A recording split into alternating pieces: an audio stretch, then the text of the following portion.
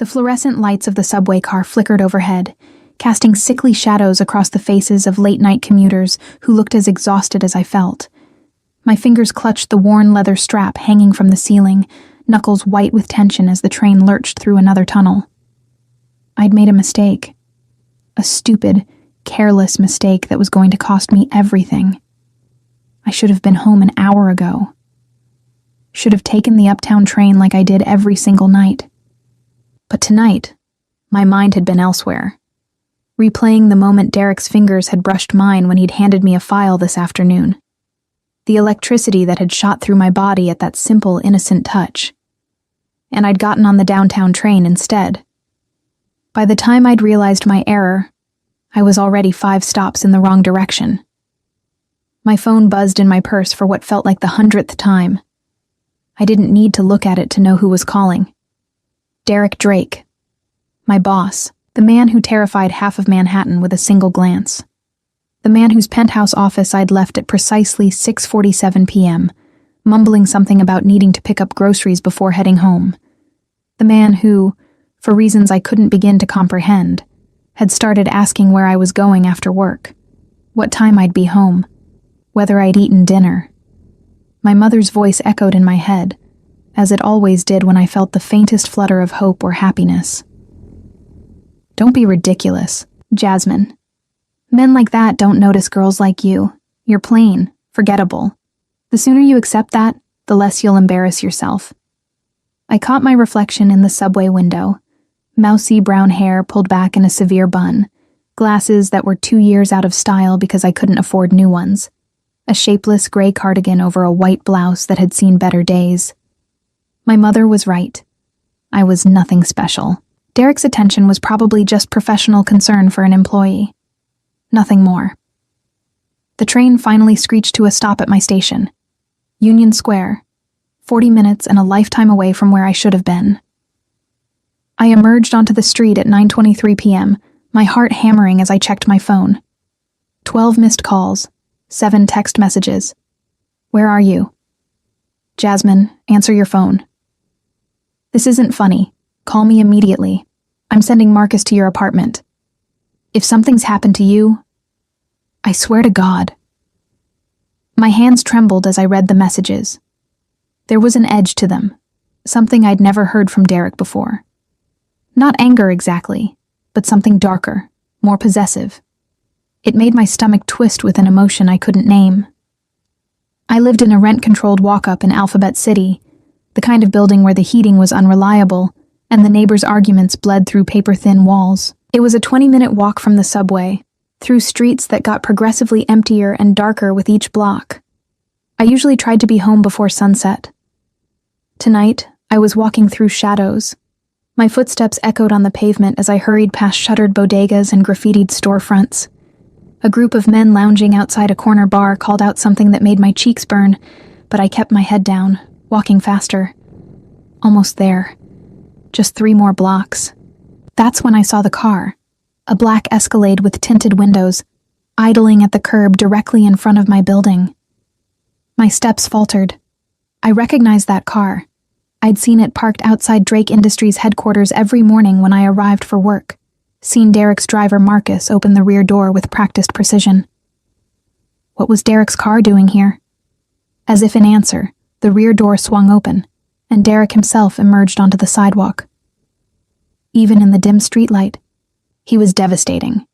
6 feet 3 inches of lean muscle wrapped in an impeccably tailored charcoal suit that probably cost more than 3 months of my rent. His dark hair was slightly disheveled, as though he'd been running his hands through it, and his jaw was tight with barely controlled emotion. His eyes found mine across the distance, and the intensity of his gaze stopped me dead in my tracks. I'd seen Derek angry before. Watched him reduce grown men to stammering apologies with nothing more than a cold stare. But this was different. This was fury mixed with something that looked almost like fear, and it was directed entirely at me. Where? He said, his voice carrying across the empty street with deadly quiet. Have you been? I stood frozen on the sidewalk, my purse clutched to my chest like a shield. I took the wrong train. I'm sorry, Mr. Drake. I didn't mean to. You didn't mean to ignore 12 phone calls? He moved toward me, each step measured and predatory. You didn't mean to disappear for 2.5 hours without a word? I didn't think... No, you didn't think. He stopped directly in front of me, close enough that I had to tilt my head back to maintain eye contact. Close enough that I could smell his cologne, something expensive and woodsy that made my knees weak. You didn't think that maybe, just maybe, someone might be concerned when you vanished into thin air. Concerned? The word came out as barely a whisper. Why would you be concerned about me? Something flickered across his face. Surprise, maybe, or disbelief. Why would I? He stopped, jaw clenching. Do you have any idea what goes through my mind when one of my people doesn't answer their phone? The things that could happen to someone in this city, especially at night. Especially... He cut himself off, but not before I heard it. Especially to you. I'm sorry, I said again, hating how small my voice sounded. I should have called. I didn't think you'd notice. Didn't think I'd notice. He repeated the words like they physically pained him. Jesus Christ, Jasmine. It was the first time he'd ever used my first name. In the 6 months I'd worked as his secretary, it had always been Miss Cole delivered in that crisp, professional tone that made it impossible to tell what he was thinking. Hearing my name in his voice, rough with emotion, stripped of that careful control, did something dangerous to my equilibrium. You're shaking, he observed, his gaze dropping to where my hands trembled against my purse. Are you cold? Before I could answer, he was shrugging out of his suit jacket and draping it around my shoulders. The silk lining was still warm from his body, and it smelled like him. That intoxicating mixture of expensive cologne and something uniquely Derek that made my head spin. Mr. Drake, I can't... Yes, you can. His hands lingered on my shoulders for a moment longer than necessary, his thumbs brushing against my collarbones through the thin fabric of my blouse. And when we're alone, you can call me Derek. My breath caught. That wouldn't be appropriate. Fuck appropriate. The profanity sounded strange coming from him. Rough and unpolished in a way that sent heat pooling low in my belly. Do you know what the last 2 hours have been like? Calling your phone over and over, getting voicemail. Sending Marcus to your apartment, having him report that you weren't home, that your neighbors hadn't seen you. Imagining every possible scenario. I'm fine, I interrupted, my voice steadier than I felt. Really, I just made a mistake with the subway. It won't happen again. It won't, he agreed, because from now on Marcus will drive you home every night. I stared at him. That's not necessary. I can take the subway. Clearly you can't, since you ended up on the wrong side of Manhattan. His eyes held mine, brooking no argument. Marcus will drive you. Every night. No exceptions. Mr. Drake. Derek. I tried the name on my tongue, feeling simultaneously thrilled and terrified by the intimacy of it. I appreciate the offer, but I can't accept. It wouldn't be right. Why not? Because... I struggled to articulate what my mother's voice was screaming in my head. He's just being polite. He doesn't actually care. You're making this into something it's not. Because you're my boss, and this goes beyond professional concern. I don't want to be a burden. His expression darkened. A burden. I know how busy you are, how important your time is. I can't ask you to... You're not asking. I'm telling you. He stepped closer, eliminating what little space remained between us. Do you know what I saw tonight, Jasmine? When you didn't answer your phone, when I couldn't find you? I saw every terrible thing that could happen to someone like you in a city like this." "Someone like me?" I echoed. "Beautiful," he said simply, and the word hit me like a physical blow. "Kind. Completely unaware of how men look at you when you walk by." I couldn't breathe.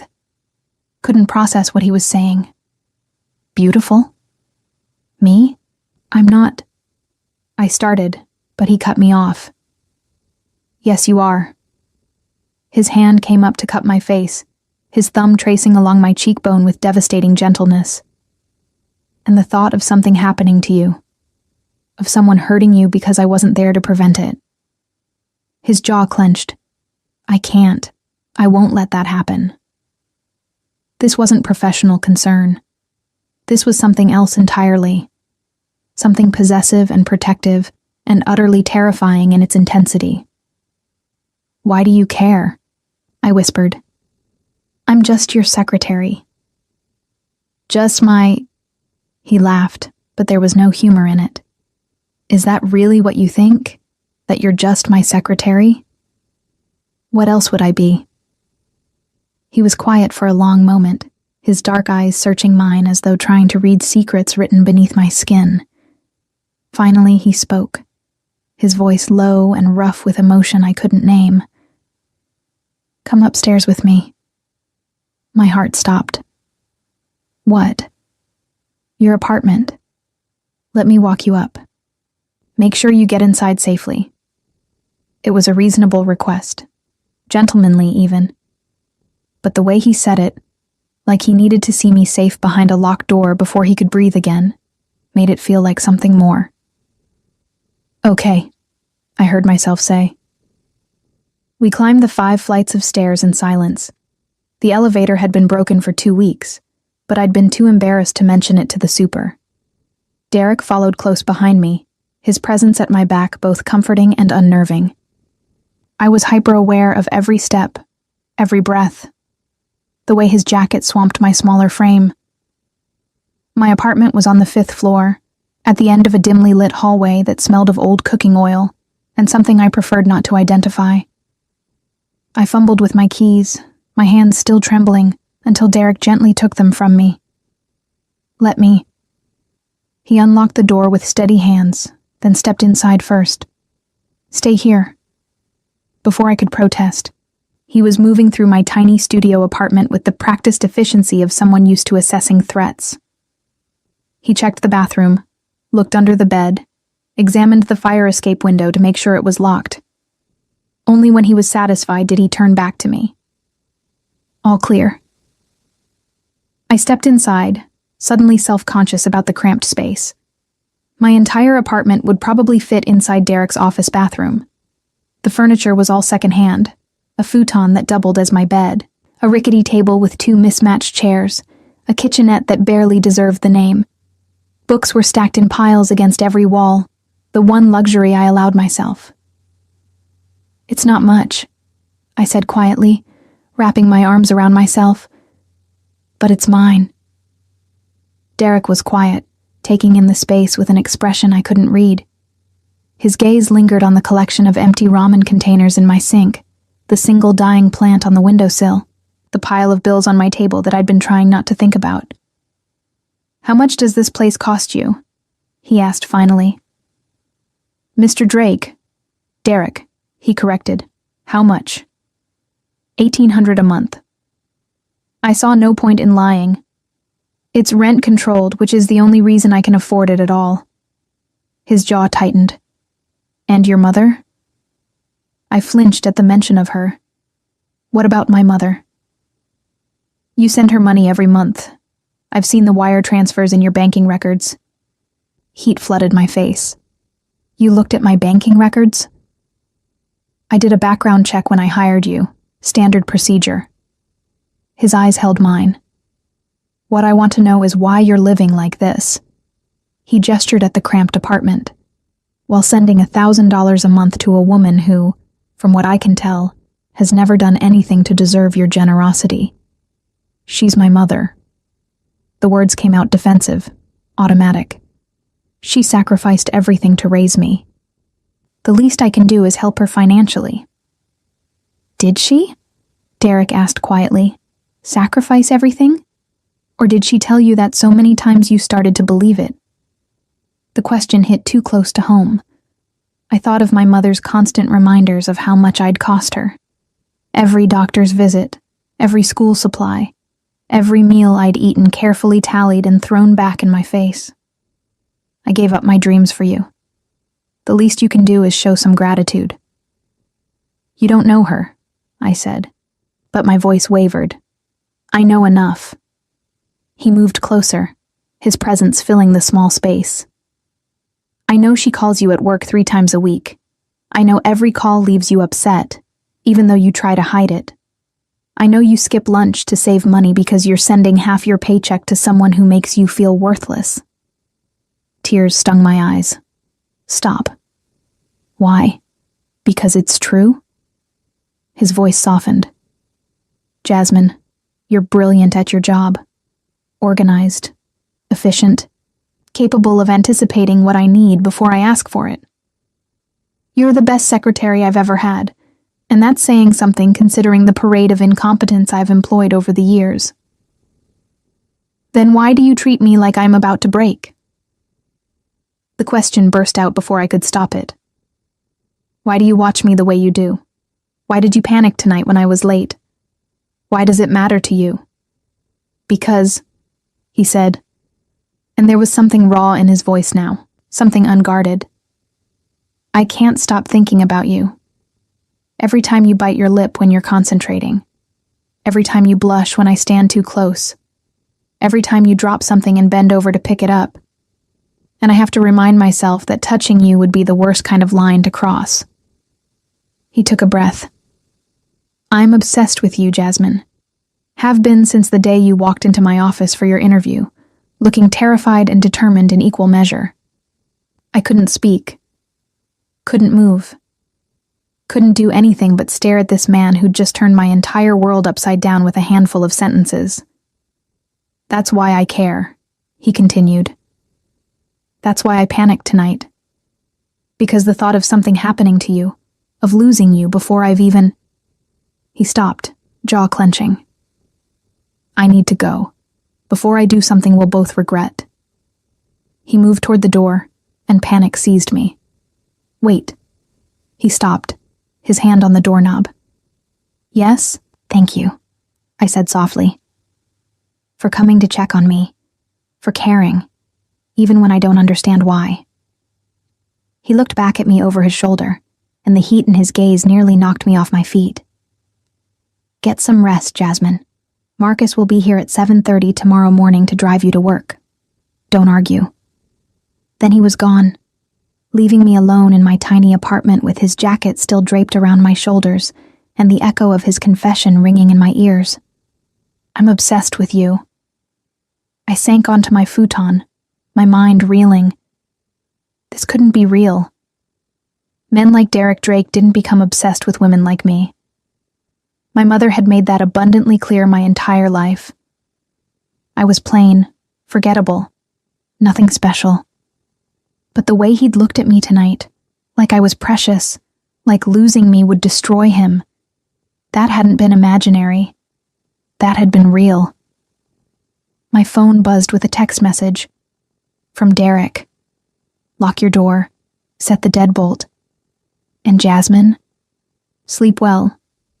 Tomorrow, we need to talk." I did as he instructed, turning the deadbolt with trembling fingers. Then I collapsed back onto my futon, still wearing his jacket, breathing in his scent, and trying to process what had just happened. Derek Drake was obsessed with me. And God help me, I was starting to realize I might be obsessed with him too. I didn't sleep.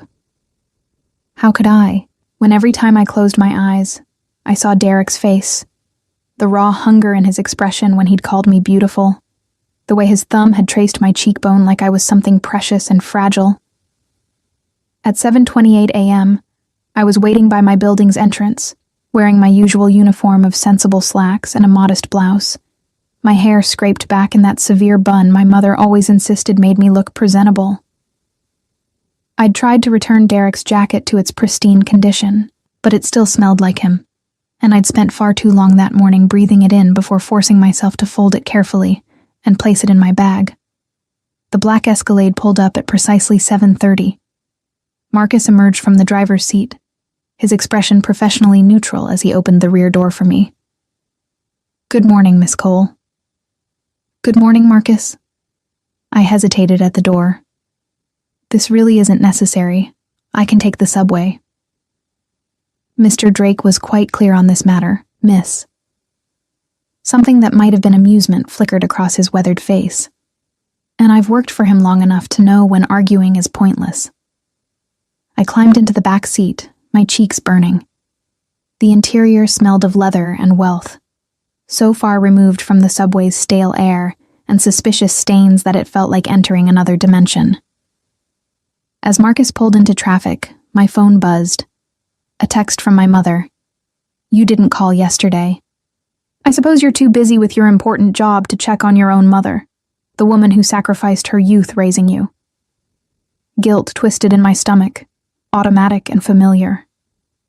I started to type a response, then stopped as another message appeared. This one from Derek. "Did Marcus pick you up on time?" "Yes," I typed back. "Thank you." "This really isn't necessary, though." His response was immediate. "It is to me. We'll talk when you get in."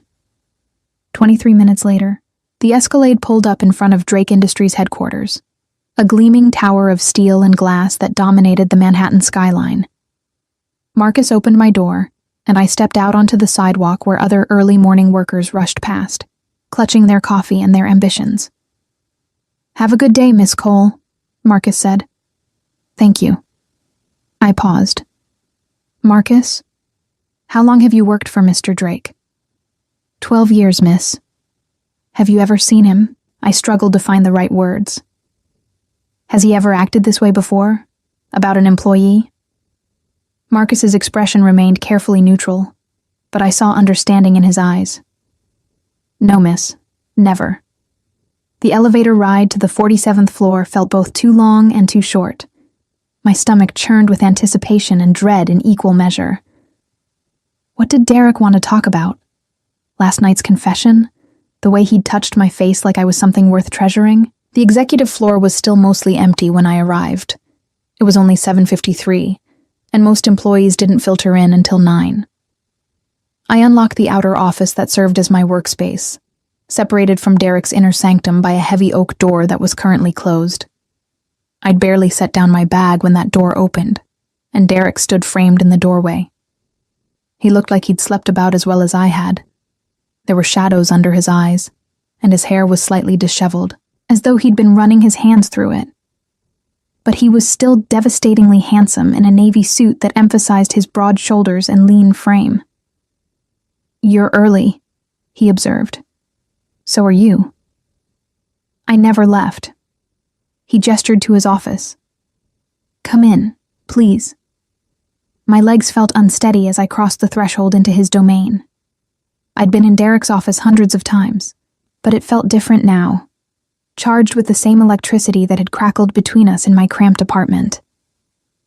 The office was exactly what you'd expect from a man of Derek's position. Floor-to-ceiling windows offering a panoramic view of the city, sleek modern furniture, and abstract art on the walls that probably cost more than my annual salary. A bar cart in the corner held crystal decanters filled with amber liquid, and a leather sofa faced the windows where he probably conducted his more informal business meetings. "Coffee?" he asked, moving to the espresso machine in the corner. "I can make it. That's my job." "Humor me." He began preparing 2 cups with practiced efficiency. "How do you take it?" 2 sugars, splash of cream." He handed me a cup moments later, our fingers brushing in the exchange. That same electric shock from yesterday shot through me, and from the way his eyes darkened, he felt it too. "Sit," he said, gesturing to the leather couch. I perched on the edge, my spine rigid, both hands wrapped around the warm cup like a shield. Derek sat beside me, not touching, but close enough that I could feel the heat radiating from his body. "About last night," he began. "You don't have to explain." The words tumbled out in a rush. "I know you were just worried about an employee. You don't need to." "Jasmine." My name in his voice, rough, commanding, stopped my rambling. "Look at me." I forced myself to meet his gaze. "Everything I said last night was true," he said quietly. "I'm obsessed with you, have been for months. Every day you walk into this office, and I have to stop myself from pulling you into my lap and showing you exactly what you do to me." Heat flooded my face. You can't say things like that." "Why not? Because you're my secretary?" His laugh was bitter. "You think I don't know that? You think I haven't spent 6 months trying to convince myself that this is just some passing attraction that will fade if I ignore it? And has it?" My voice was barely a whisper. "Faded?" "No." He set down his cup and turned to face me fully. "It's gotten worse. Exponentially worse. Do you know what I did last night after leaving your apartment?" I shook my head. "I sat in my car for 2 hours, watching your window to make sure no one tried to break in. Then I went home and reviewed the security footage from your building." My blood ran cold. "What security footage?" "The cameras I had installed 3 weeks ago. In the lobby, the stairwells, the hallway outside your apartment." His expression was unapologetic. "You live in a building with no security, Jasmine. Anyone could walk in off the street." "You've been watching me?" Anger cut through my confusion. "For 3 weeks?" "Protecting you," he corrected. "There's a difference." "No, there isn't." I stood abruptly, coffee sloshing over the rim of my cup. "That's stalking, Derek. That's a violation of my privacy." "I know." He stood too, closing the distance between us. "I know it's wrong. I know I should stop, but I can't. Because every time I think about you walking home alone in the dark, every time I imagine what could happen to you in that building with its broken locks and absent super, He stopped, jaw clenching. "I can't lose you to something I could have prevented. You can't lose what you don't have." The words came out sharper than I intended. "I'm not yours to lose, Derek." "Aren't you?" His hand came up to cup my face, and I hated how I immediately leaned into his touch. "Then why are you wearing the perfume I complimented last month? Why do you bite your lip every time I stand close to you? Why did you sleep in my jacket last night?" My breath caught. "How did you—" "The cameras in your apartment. I installed them when you were at work last week." He said it so casually, like he was discussing the weather. "I needed to know you were safe." Horror and something else, something dangerously close to arousal, warred in my chest. "That's insane." "Yes." His thumb traced along my lower lip, the touch sending sparks skittering down my spine. "Completely insane. But I've never claimed to be sane where you're concerned, Jasmine. I'm obsessed, possessive, completely unable to function without knowing exactly where you are and whether you're safe. This isn't normal." My voice shook. "This isn't healthy." "No," he agreed, "but it's honest. Can you say the same?" His other hand found my waist, pulling me flush against him. "Tell me you don't feel this. Tell me you don't lie awake thinking about what it would be like if I touched you, kissed you, made you mine in every possible way." I couldn't. God help me, I couldn't deny it.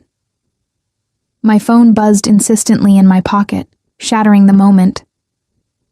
I pulled away from Derek's embrace, my hands trembling as I checked the screen.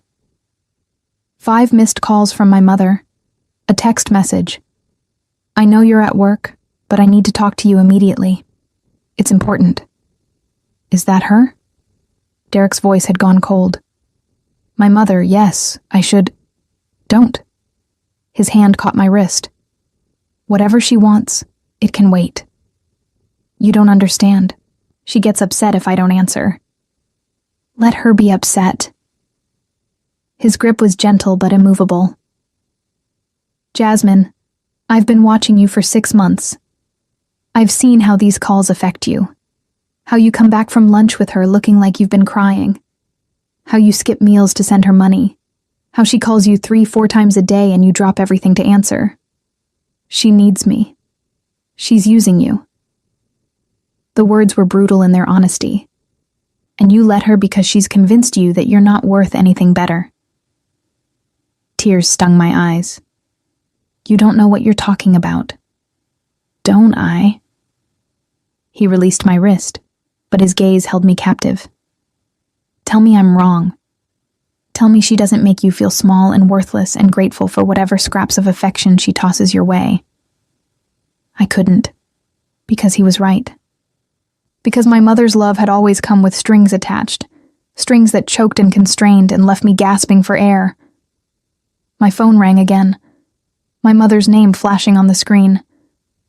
Answer it, Derek said suddenly. Put it on speaker. What? No, I can't. Yes, you can. His expression was unreadable. I want to hear her. I want you to hear her too. Really hear what she says to you. With trembling fingers, I answered the call and activated the speaker. Hi, Mom. Finally. My mother's voice filled the office, sharp with irritation. I've been trying to reach you for an hour. Don't you care about your own mother? I'm sorry, You're always sorry, Jasmine. Sorry you're late. Sorry you forgot to call. Sorry you don't have time for the woman who gave up everything to raise you. A dramatic sigh. I suppose your fancy job is more important than family. That's not true. I need money. The words came quick and hard. The rent went up again, and I can't afford it. You'll need to send an extra $500 this month. My stomach dropped. Mom, I don't have an extra $500. I barely... Don't be selfish, Jasmine. After everything I've sacrificed for you, the least you can do is help your mother. Or have you become too good for me now that you're working for some big-shot businessman? I glanced at Derek. His expression was carved from stone, but something dangerous burned in his eyes. I'll figure something out, I heard myself say, the words automatic. You'd better. I didn't raise you to abandon your family the first chance you got. A pause. And Jasmine? You sound tired. Are you sleeping enough? You know how puffy you get when you're tired. It's not attractive. The casual cruelty of it, the way she could pivot from demanding money to criticizing my appearance, should have been familiar by now. But hearing it with Derek listening, seeing his jaw clench with barely controlled rage, made me realize how thoroughly abnormal this was. I have to go, Mom. I'm at work. Fine. Send the money by Friday, and try to do something with your hair. That bun makes you look like a spinster. She hung up before I could respond. The silence in Derek's office was deafening. How long? His voice was dangerously quiet. How long what? How long has she been doing this to you? Making you feel worthless while draining you dry? She's my mother. She's a parasite. The words were brutal. A narcissist who spent your entire life convincing you that you're not good enough, not pretty enough, not worthy of love or happiness or anything that doesn't directly benefit her. Tears spilled down my cheeks. You don't understand. I understand perfectly. He crossed to me, his hands framing my face with devastating gentleness. I understand that you've been so thoroughly conditioned to accept scraps that you can't even recognize when someone is trying to give you everything. Everything? I choked on the word. Everything, he confirmed. My protection, my devotion. Every resource at my disposal used to make sure you never want for anything again. His thumbs wiped away my tears. Starting with your mother. What are you going to do? His smile was cold. I'm going to show her what happens when someone hurts what's mine. You can't just... I started. But Derek's phone buzzed before I could finish the protest. He glanced at the screen, his expression darkening. I have a meeting in 10 minutes. We'll continue this discussion tonight, at my place. Your place? My voice climbed an octave. Derek, I don't think... 7 o'clock. Marcus will pick you up at 6:30. He was already moving toward his desk, his phone pressed to his ear as he barked orders in Italian to someone on the other end. The transformation was instantaneous, from the man who just wiped away my tears to the ruthless businessman who controlled half of Manhattan's underground economy. I retreated to my desk in the outer office, my mind reeling. The rest of the morning passed in a blur of phone calls and scheduling, but I couldn't focus. Couldn't stop replaying my mother's voice, the casual cruelty, the demands disguised as maternal concern. And underneath it all, Derek's words echoed relentlessly. She's a parasite who's convinced you that you're not good enough. At lunch, I made the mistake of checking my bank account. After sending my mother the extra $500 she'd demanded, I'd have exactly $73 to last until my next paycheck.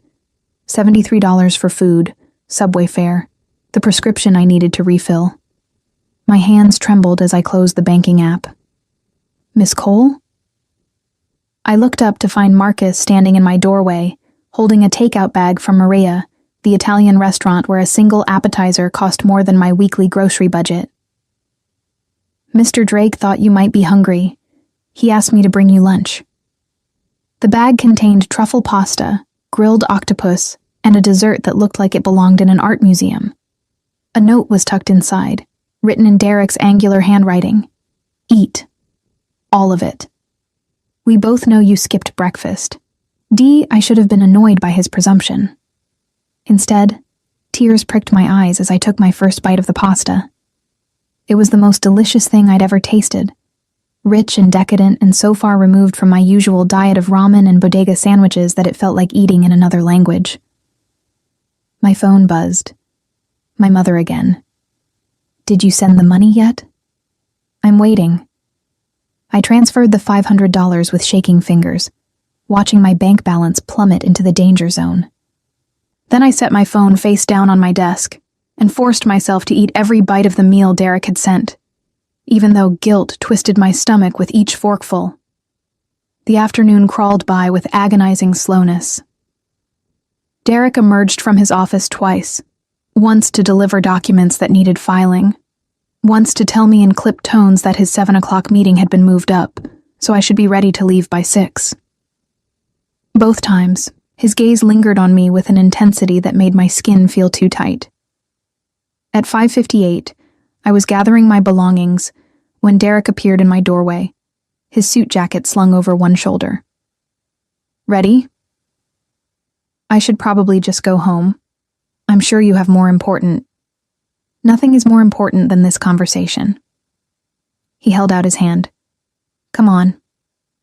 The ride to his penthouse was silent, except for the soft jazz playing through the car's speakers. Derek sat beside me in the back seat, close enough that our thighs brushed with every turn, his hand resting possessively on the seat between us, close enough to touch but not quite making contact. Where do you think you first saw me? He asked suddenly. The day of your interview? I glanced at him, confused by the non sequitur. Yes? 6 months ago. Your office. Wrong.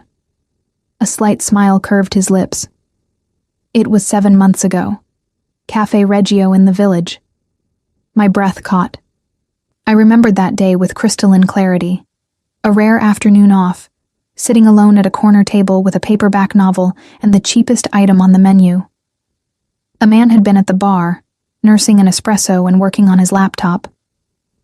I'd noticed him because he was impossibly handsome, because he'd looked up and caught me staring, because for one electric moment our eyes had met, and...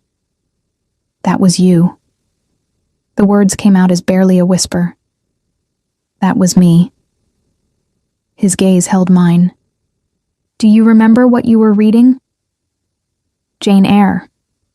You were so absorbed in it that you didn't notice when your coffee went cold. Didn't notice when the waiter tried to refill your cup 3 times. You just sat there, completely lost in the story, and He stopped, jaw clenching. I couldn't look away. Couldn't stop wondering what you were reading that made you smile like that. What made you bite your lip on page 247? What made you wipe away tears on page 312? You watched me for that long? 3 hours. No shame in his admission. Then you left, and I convinced myself I'd imagined the connection, that you were just another pretty woman in a city full of them. He leaned closer, but I couldn't stop thinking about you. Couldn't get that image out of my head. You in that corner, completely unaware of how beautiful you were, how every man in that cafe was trying to get your attention, while you just read your book and existed in your own world. My heart hammered against my ribs. And when I came in for the interview, I recognized you immediately. Told myself it was coincidence, that I'd hire you purely based on your qualifications. His laugh was self-deprecating. But the truth is, I'd already decided before you even opened your mouth. You were going to work for me, be near me every day, and I was going to figure out if the connection I'd felt was real or imagined. And I barely recognized my own voice. It was real, is real, so real that it terrifies me. His hand finally bridged the distance, covering mine. I've built my entire life on control, Jasmine. I control my business, my reputation, my reactions. I don't let anyone close enough to matter. And then you walked into my life twice, first in that cafe, then in my office, and every carefully constructed wall I've built came crashing down. The car stopped, and I realized we'd arrived at his building, a sleek tower in Tribeca that probably had better security than most government facilities. Marcus opened the door, but Derek didn't move immediately. I need you to understand something before we go upstairs, he said quietly. What I'm about to offer you, the arrangement I'm proposing, it's not charity, it's not pity, it's pure selfishness on my part. What arrangement? Come upstairs, please. His penthouse was everything I'd imagined. Floor-to-ceiling windows showcasing the city lights, minimalist furniture in shades of black and gray, artwork that probably cost more than my building. But it was the personal touches that caught my attention. A well-worn copy of The Count of Monte Cristo on the coffee table, a vintage record player in the corner, photographs on the mantel showing a younger Derek with an elderly man who had the same sharp jawline. My grandfather, Derek said, noticing my gaze. He raised me after my parents died. Taught me everything about the business, both the legitimate and the less than legitimate parts. I'm sorry. About your parents. Don't be. I barely remember them. He moved to the bar, pouring 2 glasses of wine. But my grandfather, he understood what it meant to protect what's yours. To do whatever necessary to keep your people safe. He handed me a glass, then gestured to the couch. We sat, and for a moment he just looked at me. Really looked, like he was memorizing every detail. I want you to move in here, he said finally. I nearly dropped my wine. What? Move in, with me. Let me take care of you. Your rent, your expenses, your mother's demands, everything. I can't. That's insane. Is it? He set down his glass and turned to face me fully. You're barely surviving, Jasmine. You send half your paycheck to a woman who treats you like a burden. You skip meals. You live in a building that isn't safe. You're drowning, and I'm offering you a lifeline. In exchange for what? The question came out harsher than I intended. What do you want from me? Everything. He didn't hesitate. Your time, your trust, your presence in my life. I want to wake up knowing you're safe. I want to fall asleep with you in my bed. I want to erase every lie your mother ever told you about your worth and replace them with truth. This isn't normal, Derek. This isn't how relationships work. I'm not offering a normal relationship. His hand found mine again. I'm offering protection, security, a chance to exist without constantly looking over your shoulder, worrying about money, sacrificing yourself for someone who doesn't deserve it. And if I say no? His jaw tightened. Then I'll respect your choice. But I won't stop trying to take care of you. The car service continues. The meals continue. The security cameras, those aren't negotiable. I need to know you're safe, Jasmine. Even if you're not mine, I need that. I'm not a possession to be claimed. No, he agreed. You're not. You're so much more than that. You're the woman I can't stop thinking about. The one who makes me want to be better than I am. The only person who's ever looked at me and seen past the power and the money to something worth caring about. I don't even know you. But even as I said it, I knew it wasn't true. I'd spent 6 months watching him. The way he treated his employees with respect. The donations he made to charities he never publicized. The fierce loyalty he inspired in people like Marcus. I knew him better than I wanted to admit. So get to know me. His thumb traced patterns on my palm. Live here for a month. Let me prove that this isn't some fleeting obsession. Let me show you what it feels like to be cherished instead of used. My mother will never allow it. Your mother, Derek said, his voice going cold, doesn't get a vote. You're 26 years old, Jasmine. You don't need her permission to choose your own life. The truth of it hit me like a physical blow. 26 years old, and I was still seeking my mother's approval. Still trying to be good enough, pretty enough, grateful enough. I need time to think.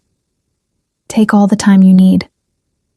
He raised my hand to his lips, pressing a kiss to my knuckles. But while you're thinking, stay here tonight. Let me make you dinner. Let me show you what your life could be. Every logical part of my brain screamed that this was too fast, too intense, too everything. But the part of me that had spent 26 years feeling invisible, unwanted, not enough. That part whispered, what if he's telling the truth? What if you could have this? One night, I heard myself say, just dinner, then I'm going home. His smile was triumphant. One night. For now. Derek cooked. I watched from a bar stool at the kitchen island, still processing the surreal reality of watching a man who controlled Manhattan's underworld expertly dice vegetables and sear scallops in a copper pan. He'd rolled up his shirt sleeves, exposing forearms corded with muscle, and there was something devastatingly attractive about the casual domesticity of it. My grandfather believed that a man who couldn't feed himself was only half a man, he said, noticing my stare. He made sure I could handle a kitchen before he taught me how to handle a boardroom. And the other parts of the business? I asked, then immediately regretted it. But Derek just smiled, something dark and knowing. Those came later, after I'd proven I could survive on my own terms. He plated the scallops with practiced precision, adding some kind of sauce that smelled like heaven. Eat. Then we'll talk about the things you really want to know. The meal was exquisite. Perfectly seared scallops with a brown butter sauce, roasted asparagus, and a risotto so creamy it made me want to weep. I was acutely aware of Derek watching me eat, his gaze tracking every bite, every small sound of pleasure that escaped my lips. You're staring, I said finally, setting down my fork. Can't help it. You make the smallest things look erotic. His voice dropped. The way you close your eyes when something tastes good. How you bite your bottom lip before taking another bite. Every unconscious gesture makes me want to... He stopped, jaw clenching. Tell me about your mother. The real story, not the sanitized version. I took a long sip of wine, needing the liquid courage. What do you want to know? Everything. When did she start making you feel worthless? The question was so blunt it stole my breath. I don't... Yes, you do. He leaned back in his chair, his posture deceptively relaxed. You remember the exact moment you realized she saw you as a burden instead of a blessing. Everyone does. He was right. I remembered with painful clarity. I was 12, standing in my mother's bedroom doorway in a new dress she'd bought me for school pictures. I'd been so excited. It was rare that she bought me anything new. But when I'd shown her, spinning so the skirt flared out, she'd looked at me with such cold assessment. It's fine, I suppose, though it does make your hips look wider. We'll need to watch your portions. Then she'd turn back to her mirror, dismissing me. And Jasmine, stop smiling so much. It makes your face look fat. I told Derek this, my voice barely above a whisper. Told him about the years of carefully calibrated criticism. Never quite pretty enough. Never quite thin enough. Never quite grateful enough for the sacrifice of being raised by a single mother who'd given up everything to have me. Did she? Derek asked quietly. Give up everything? She says she did. That she could have been a model. That having me ruined her body and her chances. That I owe her. Bullshit. The profanity was sharp. That's manipulation, Jasmine. Classic narcissistic parent playbook. Make the child feel perpetually indebted so they never question being used. You sound like you have experience with this. His expression shuddered. My mother wasn't much better before she died. My grandfather spent years undoing her damage, teaching me that love shouldn't feel like debt. He reached across the table, covering my hand with his. Your mother is never going to change. Never going to suddenly realize your worth and treat you accordingly. The only thing you can control is whether you continue allowing her to bleed you dry. She's my mother, I said automatically, the old defense mechanism kicking in. She's an abuser. Derek's voice was gentle but implacable. And you're her victim, but you don't have to be anymore. My phone buzzed on the counter, another text from my mother. Derek's gaze flicked to it, then back to my face. Answer it, he said. I want to see what excuse she has this time. I unlocked my phone with trembling fingers. The message was exactly what I'd expected. Did you send the money? I can't pay my bills because my daughter is too busy with her fancy life to care about her own mother. I suppose I shouldn't be surprised. You've always been selfish. Give me the phone, Derek said quietly. What? No. Jasmine, give me the phone. Something in his voice, command mixed with absolute certainty, made me comply. I watched, my heart in my throat, as his thumbs flew over the keyboard. What are you doing? Panic edged my voice. Something you should have done years ago. He showed me the screen. The message read, This is Derek Drake. I'm Jasmine's employer and partner. Any future requests for money should be directed to me, not her. She will no longer be supporting you financially. If you have concerns about this arrangement, my lawyers will be happy to discuss it. Have a pleasant evening. You can't... I started, but he'd already hit send. My phone began ringing immediately, my mother's name flashing on the screen. Don't answer it, Derek said. She'll keep calling. She'll show up at my apartment. Then it's good you'll be staying here. He said it so casually, as if it were already decided. Where she can't reach you without going through building security, and I promise you, my security doesn't let anyone pass the lobby without my explicit approval. I never agreed to stay here. No, he conceded. But you will, because deep down, you know I'm right.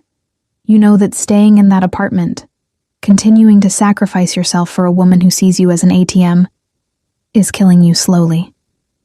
He moved around the table, pulling me to my feet. I'm offering you a way out, Jasmine. Safety, security, a chance to exist without constantly apologizing for taking up space. And what do you get out of this arrangement? My voice was shakier than I wanted. Really? You. His hands framed my face. I get to wake up knowing you're safe. I get to watch you eat meals without worrying about whether you can afford them.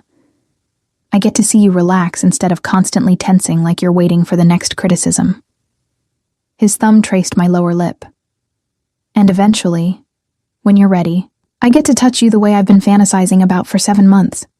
Heat flooded my body. This is insane. Probably. His lips curved into that dangerous smile. But I've never been particularly sane where you're concerned. Say yes, Jasmine. Stay here. Let me take care of you. For how long? As long as you'll let me. Forever. If I have my way. My phone was still ringing. My mother, relentless as always. I thought about going back to my cramped apartment, back to skipping meals and counting pennies and apologizing for existing. Then I looked at Derek, at the fierce protectiveness in his eyes, the careful way he touched me like I was something precious. 1 week, I heard myself say. I'll stay for 1 week. Trial basis. If it doesn't work, it will work. He kissed my forehead, lingering there. I'll make sure of it. But we need ground rules. Ground rules? You have your own room, the one next to mine. You're free to come and go as you please, though Marcus will drive you anywhere you need to go. No more subway. His hand slid down to my waist. You answer my calls, always. If you're going to be late, if something happens, you tell me immediately. That seems non-negotiable. His voice hardened. After last night, after not knowing where you were, that's my one absolute requirement. I need to know you're safe, Jasmine. I should have argued, should have insisted on maintaining some independence. But the memory of his panic when I'd been late, the raw fear in his voice, it spoke to something deep inside me that had never felt protected before. Okay, I agreed. I'll answer your calls. Good. His hands tightened on my waist. Second rule, your mother doesn't get your new address, doesn't get my personal number. All communication goes through me. She'll be furious. She can be furious. What she can't be is allowed to continue tearing you down. He pressed closer, until I could feel the heat of his body through our clothes.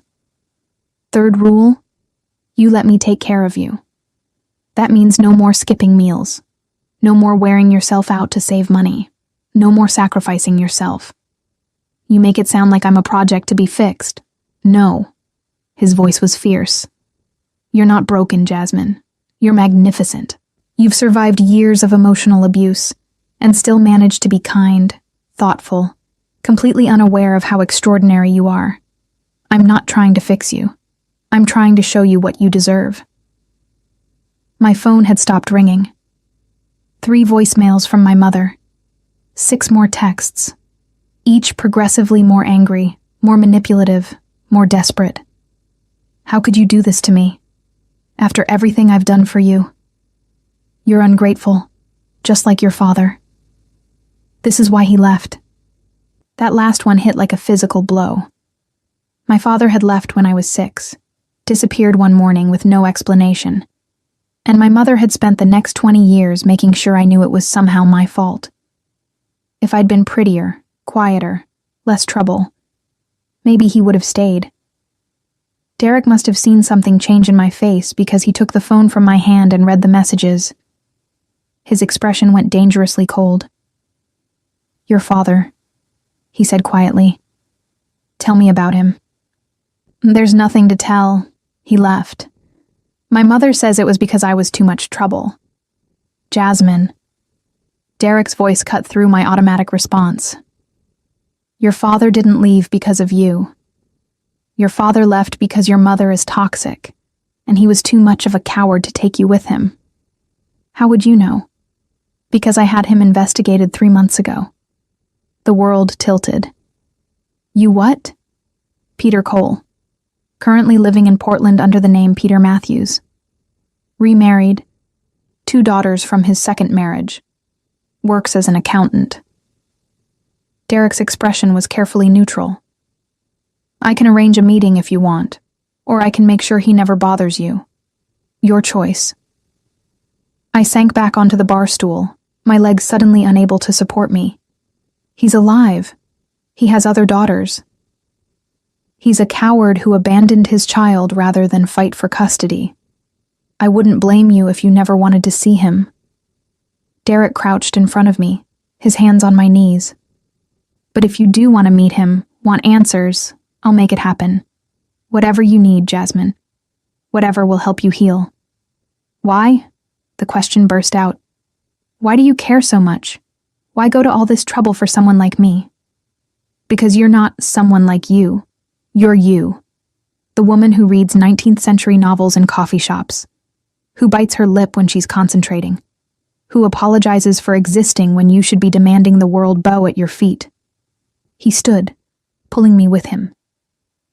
And because the first time I saw you, something in me recognized something in you. Loneliness recognizes loneliness, Jasmine. And I've been lonely my entire life until you. Before I could respond, before I could process what he was saying, he was kissing me. Not gentle, not tentative, but claiming. His mouth hungry against mine, his hands in my hair, his body pressing me back against the counter. I gasped against his lips, and he took advantage, deepening the kiss until I couldn't think, couldn't breathe, could only feel. When he finally pulled back, we were both breathing hard. That's what you do to me, he said roughly, every damn day. And now that I've tasted you, now that I know how you feel against me, I'm never letting you go. Derek. I know. Too fast. Too intense. His forehead pressed against mine. But I'm done pretending this is anything other than what it is. Obsession, possession, love maybe, though I've never felt it before, so I'm not sure. His hands cupped my face. Stay, please. Let me show you what your life should have been all along. And God help me. I nodded, because I was tired of being strong, tired of sacrificing, tired of feeling worthless. For once, just once, I wanted to be cherished. 1 week, I whispered. His smile was victorious. 1 week. For now. The guest bedroom Derek had given me was larger than my entire apartment. Floor-to-ceiling windows overlooked the city. The bed was a California king with sheets that felt like silk against my skin, and the attached bathroom had a rainfall shower and a soaking tub deep enough to swim in. I stood at the window that first morning, watching the sunrise paint the buildings in shades of gold and pink, and tried to process how drastically my life had changed in less than 48 hours. My phone, which I'd finally silenced around 2 a.m. after my mother's 37th call, sat on the nightstand like a live grenade. A soft knock interrupted my thoughts. Jasmine, are you awake? Derek's voice through the door sent a shiver down my spine. I was acutely aware that I was wearing only the silk pajamas he'd had delivered last night. Pajamas that cost more than my monthly grocery budget and fit me perfectly despite him never asking my size. I'm awake, I called back. May I come in? I tied the robe that matched the pajamas around my waist. Yes. He entered carrying a tray with coffee, fruit, and pastries from what I recognized as Balthazar, the French bakery, where a single croissant cost $12. He was already dressed for work in a charcoal suit that emphasized his broad shoulders, his dark hair still slightly damp from his shower. You didn't have to bring me breakfast, I said, accepting the coffee he offered. I wanted to. He sat on the edge of the bed, watching me with those intense dark eyes. How did you sleep? Better than I have in years, actually. It was true. The bed was so comfortable, the apartment so quiet, that I'd slept deeply despite my racing thoughts. Thank you for all of this. Don't thank me yet. We need to talk about your mother. My stomach clenched. What about her? She showed up at your apartment building at 6 this morning, tried to get the super to let her in. His expression was carefully neutral. When he refused, she waited in the lobby. She's still there. Horror washed through me. I need to go talk to her. She'll cause a scene. No. The word was absolute. You're not going anywhere near her. Not until she understands that her access to you is permanently revoked. Derek, you don't understand. She'll make my life hell. She'll call my work, show up at the office. She already tried. Called the main Drake Industries line at 7:30, demanding to speak with you. Our receptionist was instructed to transfer her to my personal attorney. He took a sip of his coffee. Marcus is currently explaining to your mother that any further harassment will result in a restraining order. She's also being informed that the building super at your old apartment has been instructed to have her trespassed if she returns. I should have been relieved. Instead, I felt panic clawing at my throat. She's going to be so angry. You don't know what she's like when she's angry. I know exactly what she's like. His voice was cold. I've been reviewing the security footage from your building, every visit over the past 3 months. I've seen how she speaks to you, how she makes you cry, how you hand over money you can't afford to give while she berates you for not being grateful enough. He set down his cup with deliberate care. That ends now. You can't just decide that my relationship with my mother is over. No, he agreed. But you can. And I'm giving you the space to make that decision without her manipulating you. He moved closer, his hand cupping my face. Jasmine, abusers don't stop because you ask nicely. They stop when you create boundaries and enforce them. Let me be your enforcer. What if I'm making a mistake? What if she really does need me? Then she can prove it by respecting your boundaries, by not demanding money, by treating you with basic human decency. His thumb traced my cheekbone. But we both know she won't. Because she doesn't need you. She needs your compliance. There's a difference. My phone buzzed with another incoming call. My mother, predictable as clockwork. Don't answer it, Derek said. Let her leave a voicemail. Let her show you who she really is when she doesn't get her way. I let it go to voicemail. 30 seconds later, my phone chimed with the notification. Derek reached for it, raising an eyebrow in question. I nodded, suddenly needing to hear the truth I'd been avoiding. He put it on speaker. Jasmine Cole, you answer this phone right now. I know you're with that man. I looked him up. Derek Drake, some kind of criminal masquerading as a businessman. Is this what I raised you for? To be some mobster's whore? Her voice was shrill with fury. You're making a fool of yourself. You're not pretty enough to keep a man like that interested. When he's done with you, don't come crying to me. I won't be there to pick up the pieces of your pathetic life. The message ended. Silence filled the room. She's just upset, I heard myself say. But the word sounded hollow even to me. She's abusive. Derek's voice was gentle but implacable. And she's terrified because she's losing control of you. Everything she just said was designed to make you feel worthless enough to come running back. His hand found mine. But you're not going back. Not ever. Tears spilled down my cheeks. I don't know how to be a person without her voice in my head telling me I'm not enough. Then we'll learn together. He pulled me into his arms, and I let myself collapse against his chest, breathing in his scent as I cried for the mother I'd never really had. We'll replace every lie she told you with truth. Starting with this. You're extraordinary, Jasmine.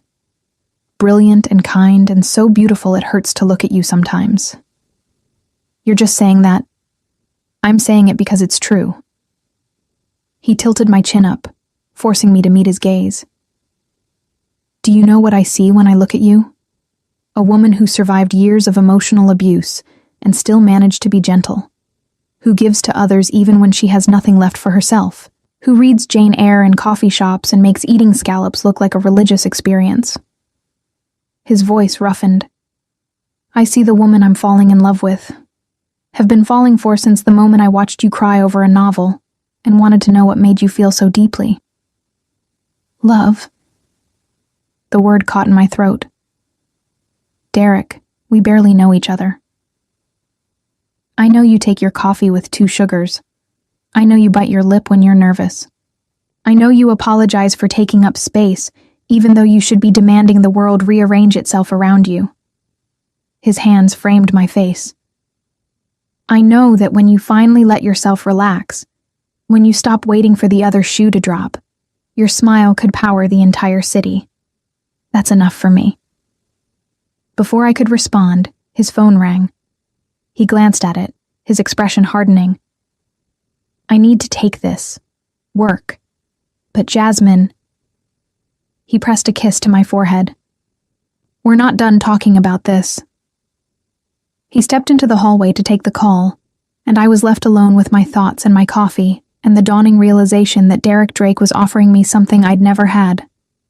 Unconditional acceptance. My phone buzzed again. Not my mother this time, but a text from an unknown number. This is Peter Cole. Derek Drake's people contacted me about arranging a meeting. I understand if you don't want to see me. I wouldn't blame you. But if you do want answers about why I left, I'd like to explain. Your father. I stared at the message, my hands trembling. My father. The man who disappeared when I was 6, whose absence my mother had weaponized for 20 years. He was alive. He wanted to talk. Derek returned, taking in my expression immediately.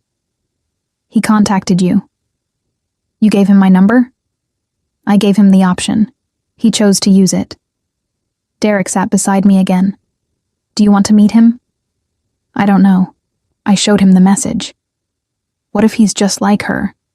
What if he confirms everything she said? That I was too much? That I'm the reason? Then I'll destroy him. Derek's voice was casual, but there was steel beneath it. But I don't think that's what will happen. I think he's going to tell you that leaving you was the worst mistake of his life. That he's regretted it every day since. That your mother made it impossible for him to fight for custody without destroying you in the process. How could you possibly know that? Because I had a very thorough conversation with him yesterday. Made it clear that if he contacted you for any reason other than genuine remorse and a desire to make amends, he'd regret it. A slight smile. I can be very persuasive when I need to be. You threatened my father. I protected you from potential further harm. There's a difference. He took the phone from my hands. You don't have to decide now, but if you do want to meet him, I'll be there, every step of the way. The offer should have felt suffocating. Derek orchestrating my life, making decisions, controlling access to people. But instead, it felt like being caught by a safety net I hadn't known existed. For the first time in my life, someone was protecting me instead of using me. I need to get ready for work, I said finally. Take the day off. Derek. Jasmine. His hand covered mine. You've had an emotionally devastating 24 hours. Your mother is harassing you. Your father has suddenly reappeared. You need time to process all of this without the pressure of maintaining a professional facade. If I take the day off, I'll just sit here thinking in circles. Then don't sit here. Come with me. He stood, pulling me to my feet. I have a meeting at one of my restaurants. Come with me. See another part of my world. Why would you want me at a business meeting? Because I want you everywhere. Always. His hand slid to my waist, pulling me flush against him. And because it's time you understood exactly what you've gotten yourself into by agreeing to be mine. The restaurant was called Dante's, and it occupied the ground floor of a building in Little Italy. From the outside, it looked like any other upscale Italian restaurant. Red awning, elegant signage, windows revealing white tablecloths and crystal glassware. But I recognized the men stationed outside, the way they nodded deferentially to Derek as we approached, the bulges under their jackets that suggested weapons. This is one of your legitimate businesses? I asked quietly as Derek held the door open. Mostly legitimate. His hand pressed against the small of my back, guiding me inside. It's also where I conduct certain meetings that require discretion. The restaurant was closed for lunch service, but the kitchen was clearly operational. I could smell garlic and tomatoes, hear the clatter of pans. A man emerged from the back, older than Derek by a decade, with silver streaking his dark hair and eyes that assessed me with uncomfortable intensity. "Mr. Drake, you're early." His gaze slid to me. "And you brought company." "Marco, this is Jasmine Cole, my partner." The word sent a thrill through me despite the circumstances. "Jasmine, Marco Giordano. He manages Dante's and several other properties." "Pleasure," Marco said, though his tone suggested otherwise. "Should I ask Sophia to prepare something for the lady while we conduct business?" "Jasmine stays with me." Derek's voice brooked no argument. "She's involved in all aspects of my operations now." Something flickered across Marco's face. Surprise, maybe, or concern. "As you wish. The others are waiting in the private room." He led us through the restaurant to a door at the back, which opened into a room I suspected civilians never saw. 6 men sat around a table, all stopping their conversations as we entered. Their expressions ranged from curious to hostile as they took in my presence. "Gentlemen," Derek said, his hand still possessively on my back. "This is Jasmine Cole. She'll be joining us for today's discussion. Anyone who has a problem with that can leave now." No one moved, but I felt the weight of their stares, the silent questions about who I was and what I was doing in a room that clearly wasn't meant for outsiders. "Good." Derek pulled out a chair for me, then took the seat beside it. "Let's begin." What followed was 2 hours of coded conversation about shipments and distributions, territories and percentages. I understood enough to know this wasn't entirely legal, but Derek had been right when he'd called his operations mostly legitimate. The illegal aspects seemed designed to grease wheels, to navigate regulations that would otherwise strangle the legal businesses. But it was the way the men looked at me that made me understand what I'd really walked into. Not respect exactly, but fear. Fear that Derek's interest in me made me untouchable. Fear that harming me would bring consequences they couldn't imagine. I was under the protection of the most dangerous man in Manhattan. And God help me, I was starting to like it. The call came 3 days later, at 2:47 in the morning. I'd been staying at Derek's penthouse for nearly a week, falling into a rhythm that felt simultaneously foreign and perfectly natural. He left for work before I woke, but there was always coffee waiting and a note with some variation of "Good morning, beautiful." I'd begun working from his home office, handling calls and correspondence remotely, while he'd arranged for a temporary assistant at Drake Industries. My mother's calls had finally stopped after Derek's lawyers delivered the cease and desist letter. I should have known it was too easy. The phone ringing in the middle of the night jolted me awake. Not my phone. Derek's, vibrating insistently on his nightstand in the room next to mine. I heard him answer it, his voice low and urgent, then the sound of footsteps in the hallway. My door opened without warning. Derek stood in the doorway, dressed only in pajama pants, his phone still pressed to his ear. His expression made my blood run cold. "Get dressed," he said. "Now. Jeans and a sweater. Nothing that restricts movement." "What's happening?" "Your mother." His jaw was tight. "She's at the building, with your stepfather." My stomach dropped. "I don't have a stepfather." "You do as of 3 days ago. Gerald Brennan, recently released from Rikers after serving 18 months for aggravated assault." Derek was already moving toward his own room. "She married him in a courthouse ceremony, and they're both downstairs demanding to see you. When security refused to let them up, he got physical. Building security called NYPD. But I'm not waiting for them." I scrambled out of bed, my hands shaking as I pulled on the clothes Derek had specified. "Why would she marry someone like that?" "Because she's desperate." Derek reappeared, now wearing jeans and a black t-shirt that emphasized his muscular frame. "She's lost access to you, lost her income source, and she's lashing out. Gerald is her new weapon. A man with a history of violence who she thinks will intimidate me into giving her what she wants. We should just wait for the police." "No," He crossed to me, his hands framing my face. I need you to listen very carefully. We're going downstairs, and you're going to end this. Not me. You. Because if I handle it, she'll always believe she can manipulate you through guilt and fear. This needs to come from you. I can't. Yes, you can. His voice was firm. You're stronger than you know, Jasmine. And I'll be right beside you. But you need to be the one to draw the line. Marcus was waiting in the hallway with 2 other men I recognized from the restaurant, both carrying themselves with the casual menace of people trained for violence. Derek's hand found mine as we rode the elevator down, his thumb tracing reassuring patterns on my palm. Remember, he murmured, you don't owe her anything. Not explanation, not money, not access to your life. This ends tonight. The lobby was chaos when we arrived. My mother stood near the reception desk, her face flushed with anger, wearing clothes I recognized as expensive, clearly purchased with money she didn't have. Beside her was a man who made my skin crawl on sight, tall and thick with prison muscles, with cold eyes and a sneer that suggested he enjoyed intimidation.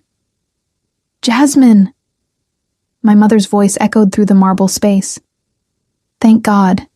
Tell these people to let us up. We need to talk. No. The word came out stronger than I expected. You need to leave. Don't be ridiculous. I'm your mother. You can't just ignore me because some man told you to. Her gaze slid to Derek with undisguised contempt. This is his doing, isn't it? He's isolated you from your family, turned you against me. You did that yourself, I said, and felt something shift inside me. Years of suppressed anger finally finding its voice. Every time you told me I wasn't pretty enough. Every time you demanded money I couldn't afford to give. Every time you made me feel like a burden instead of a daughter. I sacrificed everything for you. You sacrificed nothing. The words burst out, loud enough to echo through the lobby. You got pregnant because you were careless. You kept me because you thought my father would marry you. When he left, you made me your emotional punching bag for 20 years. That's not sacrifice, Mom. That's abuse. Her face contorted with rage. How dare you speak to me like this? Gerald, tell her... The lady asked you to leave, Derek interrupted, his voice dangerously quiet.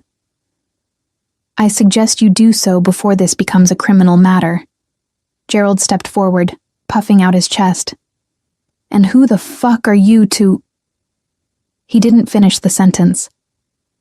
Derek moved with shocking speed, and suddenly Gerald was on the ground, his arm twisted behind him at an angle that made me wince. Derek's knee pressed into his back, his voice calm despite the violence of the action. I'm the man who owns this building, and the 4 buildings surrounding it, and the police precinct captain who would respond to any call from this address. He increased the pressure slightly, making Gerald grunt in pain. I'm also the man who has surveillance footage of you striking a security guard 12 minutes ago. That's assault. 3rd strike puts you back in Rikers for a much longer sentence. Are we clear? Derek, I said softly. He looked up at me, and something in my expression made him release Gerald, who scrambled to his feet, his face mottled with fury and humiliation. Get out, I said to my mother. And don't contact me again. No calls, no texts, no showing up at places you think I might be. You're cut off. Permanently. You ungrateful little... She started toward me, but Derek was suddenly between us, his presence a wall she couldn't penetrate. That's enough. His voice was cold enough to freeze. You have 30 seconds to leave this building. After that, I have your new husband arrested and you charged as an accessory. Your choice. For a moment, I thought she might actually try to fight. Then I saw the calculation in her eyes. The same calculation I'd seen my entire life, weighing whether the confrontation was worth the cost. You'll regret this, she hissed at me. When he's done with you, when you're alone again, you'll come crawling back. And I won't be there. Good, I said simply. I don't want you to be. I watched her leave, Watched my mother walk out of my life forever with her violent new husband. Her parting shot nothing more than the empty threat of a woman who'd lost all power over me. And I felt nothing. No guilt, no regret, just a profound sense of relief. "It's done," Derek said quietly, his hand finding mine. "It's done," I agreed. Back upstairs, I collapsed onto his couch, adrenaline finally giving way to exhaustion. Derek sat beside me, pulling me against his chest, his hand stroking my hair with gentle repetition. "I'm proud of you," he murmured. "Do you know that? How much strength it took to stand up to her? I couldn't have done it without you."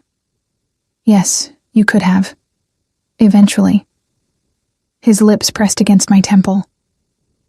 "I just gave you permission to access strength you already possessed." I tilted my head back to look at him. "Thank you. For everything. For seeing me when I couldn't see myself. For protecting me even when I didn't think I deserved protection. Jasmine." His hand cupped my face.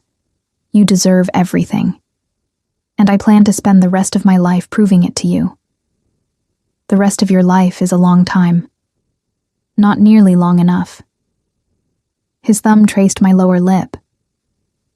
"I love you. Have loved you since I watched you cry over Jane Eyre and wanted to know what made you feel so deeply. I love you more every day. And I'm going to love you until the day I die." "I love you too," I whispered, and felt the truth of it settle into my bones. I don't know when it happened, but somewhere between fear and gratitude and obsession, I fell completely in love with you. He kissed me then, and it was different from before. Not claiming or possessive, but reverent. Like I was something precious he'd been entrusted with. When he pulled back, his eyes were dark with desire. "Stay with me. Not as a guest, not on trial. Stay as my partner, my equal." His voice roughened. "Let me worship you the way you deserve." "Yes," I breathed. "Yes to all of it." He stood, pulling me to my feet and leading me to his bedroom, the room I'd never entered, the space that was entirely his. The bed was massive, the sheets dark gray, and the windows offered a view of the city that made me feel like we were floating above the world. Derek's hands found the hem of my sweater, pausing. "Tell me to stop and I will. Tell me you're not ready." "I'm ready." I pulled the sweater over my head myself. "I've been ready since you first touched my face and called me beautiful." What followed was everything I'd never had. Gentle hands that explored rather than demanded, kisses that worshipped rather than consumed, words whispered against my skin that made me feel like a goddess instead of an obligation. Derek took his time, mapping every inch of me, erasing years of my mother's criticism with his touch.